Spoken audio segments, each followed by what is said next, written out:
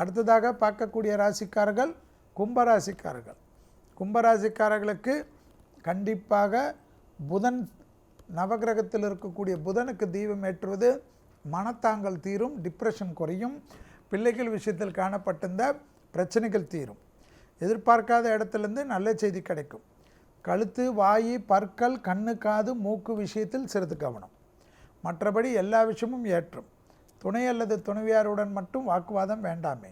குடும்பத்தில் அந்நியர் தலையிடக்கூடாது, பிறர் குடும்ப விஷயத்தில் உங்களுடைய தலையீடு கூடாது.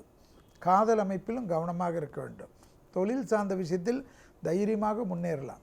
கொடுத்த வாக்கை குடும்பத்திலும் வெளிவட்டாரத்தில் காப்பாற்றக்கூடிய அற்புதமான காலகட்டம். வியாபாரத்தில் இருந்த சிக்கல் படிப்படியாக தீர்வது கும்பத்துக்கு ஆச்சரியம். எதிரிகள் விஷயத்தில் சமாதான உடன்படிக்கை செய்து கொள்வதற்கு அற்புதமான வாய்ப்பு. இந்த வாய்ப்பை தள்ளி கொண்டு போகாதீர்கள். வீண் விரோதத்தை வளர்த்து கொண்டு என்ன சாதிக்கப் போகிறீர்கள் என்பதை கவனமாக பார்த்து கொள்ளுங்கள்.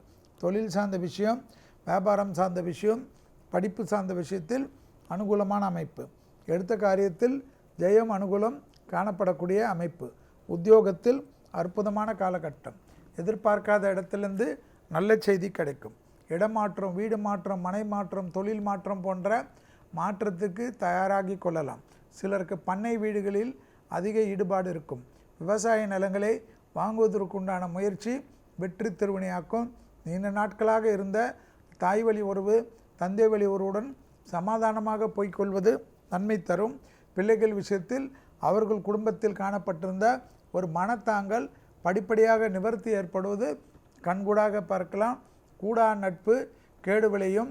யாராவது உங்களிடத்திலே இருந்து உங்கள் விரோதிகளுக்கு தேவையற்ற ஒரு பிரச்சனைகள் ஏற்பட்டு அது உங்களை சேரக்கூடிய காலகட்டம். கவனம் கவனம் கவனம். 7.5 சனி தாக்கத்தில் இருக்கிறீர்கள், வக்கர சனியாக இருந்தாலும் என்பதை ஞாபகத்தில் வைத்து கொண்டால் போதும்.